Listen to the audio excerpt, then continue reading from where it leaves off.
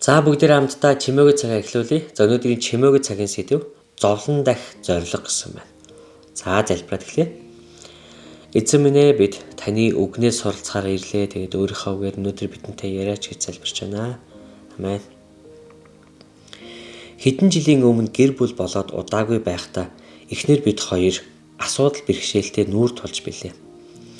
Найзууд маань анхныхаа удалгүй хоёр дахь хүүхдүүдэд төрүүлж байхад бид яагаад жирэмсэн болж чадахгүй байгаагаа Бурханаас асуусан хэвээр л байв. 4 жилийн дараа үргүүдлийн маань аян мэдээж үүнээс хамаагүй агуу төлөвлөгөөний нэгэн хэсэг байсан болохыг бид олж харсан юм аа.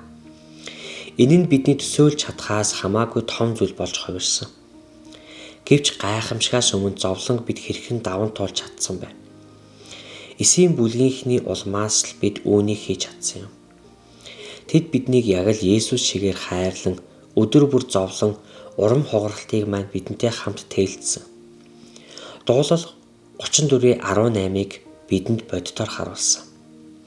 Эсийн бүлэгт маань ариун сүнс ажиллаа хийхийн хамт бүхий л үед Бурхны тайвшрууллыг бид мэдэрсэн.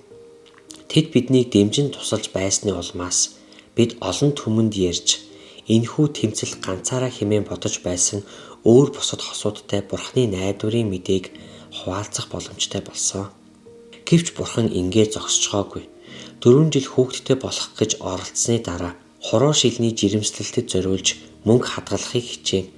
Гэр бүлээсээ 16 цагийн зайтай шинэ ажилд орохоос өмнө Бурхан залбиралт манд хариулсан юм аа. Хормын төдийд бүхий л зүйл огт өөрөөр иргсэн.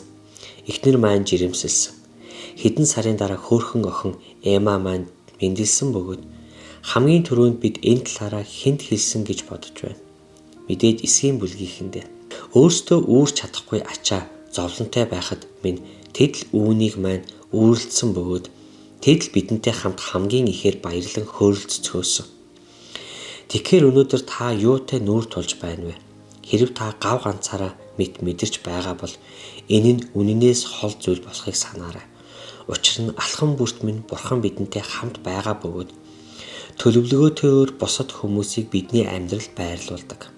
Зовлонг мэдрэх үе бүртээ бид үүнийг мэдрэх анхных нь бас сүүлчийнх нь ч биш гэдгийг санаарай. Гэвч хамгийн бараан үед зүр сэтгэлд минь ойр байгч аврагч бидэнд бий. Зуурсаар байх энэхүү үнэн бидэнд байгаа болохоор энэхүү үеийнх нь туршид ачааг нь үүрлцдэг, зовлонд нь зорилгыг ч хүртэл авч ирдэг нэгэн рүү бусдыг чиглүүлдэг нэгэн байх боломжтой. Гэвч хамгийн бараан үед зүр сэтгэлд минь ойр байх аврагч бидэнд бий. Зовлон маань биднийг гэрчлэл мөн. Энэ бол Бурхны итгэмжит байдлын түүх маань юм аа. Зовлонгоор дамжуулан тэр бидэнд хайртай, бидэнтэй хамт үнэхээр бидэнд хэрэгцээтэй бүхий л зүйл маань гэдгийг мэдхийн хамтаар бид Бурханд найдах боломжтой гэж байна. За үргэлжлүүлээд дуулал 127-гийн 3. Харах тун үр хүүхэд эзнээс ирэх өв умайн үр жимсэн шагнал болоо гэж байна. Дуулал 37-гийн 7. Эзэн дотор дуугүй байж түүнийг төвчээртэйгээр хүлээ. Өөрийнх нь замаар амжилт олгочоос хорон башар явуулгаа биелүүлдэг хүнээс болж бүү игдүүцээ. Матай 19:26. Есүс тэднийг хараад энэ нь хүмүүст боломжгүй, харин Бурханд бүх юм боломжтой гэж айлдваа. Амен. Тэг бүгдээрээ үргэлжлүүлэн эзэнд итгэл найдвараа тавьсан хэвээр байцгаая. Тэг Бурхан ивэг